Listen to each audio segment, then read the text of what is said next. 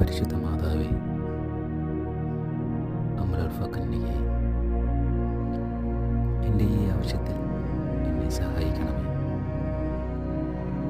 സമുദ്രതാരമേ, ഇപ്പോൾ സഹായിച്ച് എൻ്റെ മാതാവാണെന്ന് കാണിക്കണമേ.